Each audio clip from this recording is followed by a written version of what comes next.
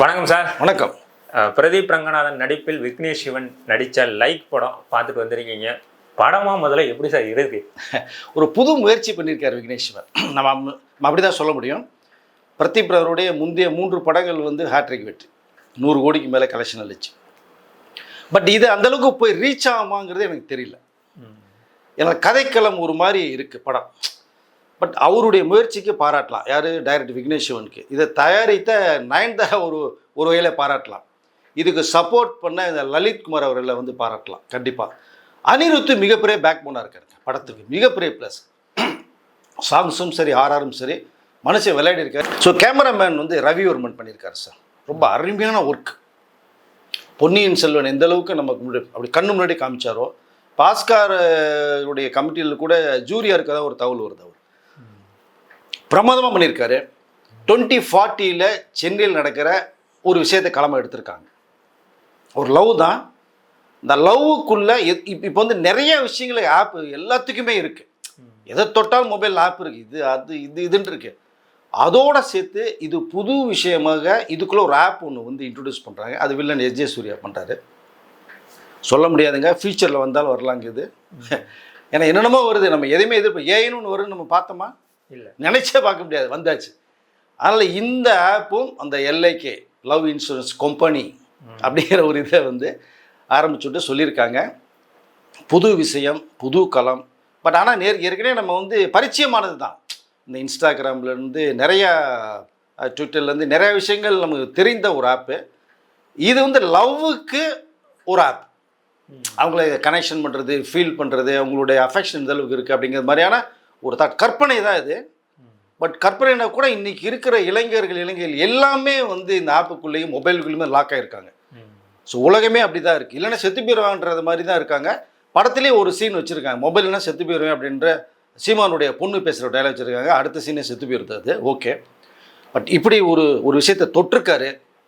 ஆனால் இது எந்த அளவுக்கு போய் ரீச் ஆகுங்கிறது தெரியல. புது முயற்சி, அதுக்கு பாராட்டலாம். நான் மக்கள் மத்தியில் எந்த அளவுக்கு ரீச் ஆகும் தெரியல. கிட்டத்தட்ட 100 கோடி ரூபாய்க்கு மேலே செலவு பண்ணப்பட்ட ஒரு படமாக பார்க்கப்படுது. என்னமோ நம்ம ஒரு அமெரிக்காவில், ஒரு லண்டனில், பாரிஸ் நகரத்தில் எடுக்கப்பட்ட ஒரு தமிழ் படமாக நம்ம கண் முன்னாடி நிப்பாட்டியிருக்காங்க. அது ரொம்ப ரொம்ப கிளாஸாக, ரொம்ப மாஸாக இருக்காது.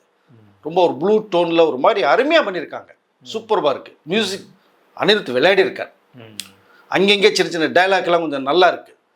பட் இங்கே ரொம்ப ஆப்டாக பார்த்தோம்னா பிரதீப் ரங்கநாதன் இன்றைக்கி இருக்கிற இந்த ஜென்சி 2K கிட்ஸ்னால இந்த கேரக்டருக்கு அவர் ஆப்டாக இருக்குங்கிறது தான் அவங்களுடைய ஒரு தாட்ஸு. கிட்டத்தட்ட அவரும் என்ன பண்ண முடியுமோ பண்ணியிருக்காரு. இந்த கீர்த்தி ஷெட்டி பண்ணியிருக்காங்க. ரொம்ப அழகாக, ரொம்ப ரொம்ப பியூட்டிஃபுல்லாக அப்படியே வர்றாங்க ஃப்ரேம்குள்ளே. பட் இந்த பக்கம் இந்த மமிதா பைஜு மாதிரி, இந்த பக்கம் கீர்த்தி ஷெட்டி. ஸோ எதையோ ஒன்று சொல்ல வரும்னு சொல்லியிருக்காங்க. பட் இங்கே கொஞ்சம் இந்த ஹியூமர் சென்ஸ் இல்லை, கொஞ்சம் சென்டிமெண்ட்ஸ் இன்னும் கொஞ்சம் வச்சுருக்கலாம். இந்த சென்டிமெண்ட்டுக்கு சீமான் அவர்களை போட்டிருக்காங்க.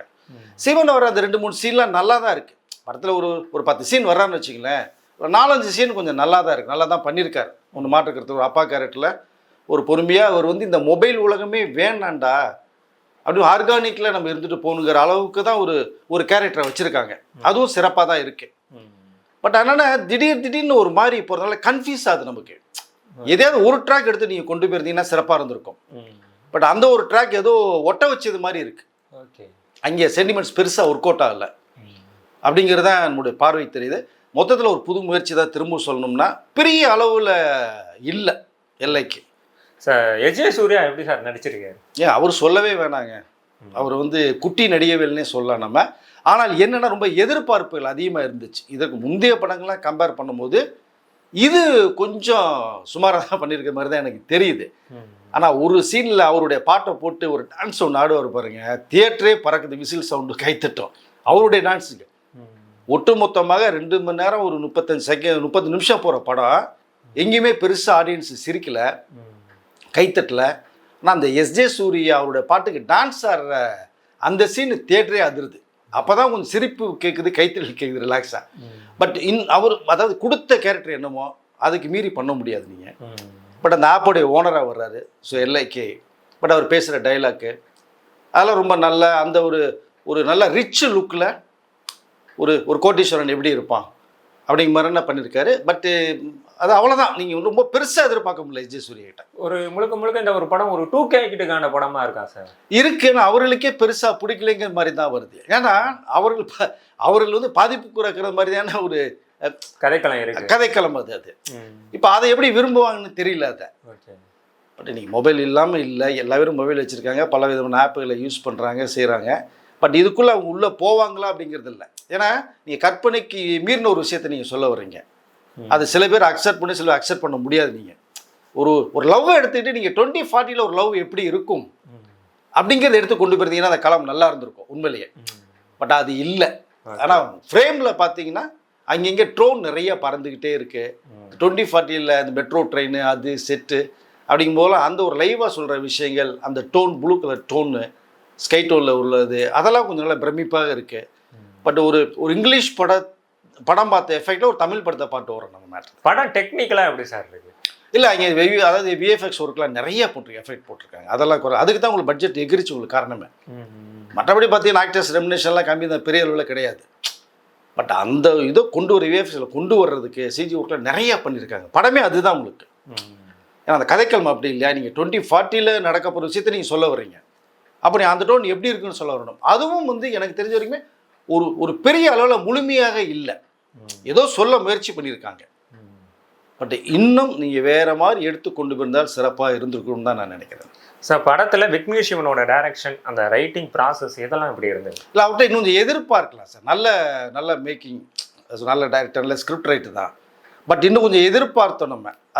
அது பெருசாக இல்லைங்கிற மாதிரி தான் தோணுது. ஏன்னா லவ் ட்ராக்கில் நீங்கள் எடுத்துக்கிட்டிங்கன்னா பல லவ்வில் இது வந்து ஒரு புதுசாக நீங்கள் கொண்டு போகிறீங்க. அந்த ஆப்பே வில்லனாக மாறுற மாதிரி கொண்டு போகிறீங்க கடைசியில். ஓகே ரைட், 2040 இந்த ஆப் வந்தாலும் ஆச்சரியப்படுறதுக்கு இல்லை, அதுக்கு முன்னாடி 5 வருஷத்தில் வந்தாலும் ஆச்சரியப்படுறதுக்கு இல்லை. பட் ஆனால் என்னென்னா இன்றைக்கி உள்ளது அவருடைய மெயின் டார்கெட்டே இந்த 2Kயும் ஜென்சி மட்டுமே லாக் பண்ணணும்.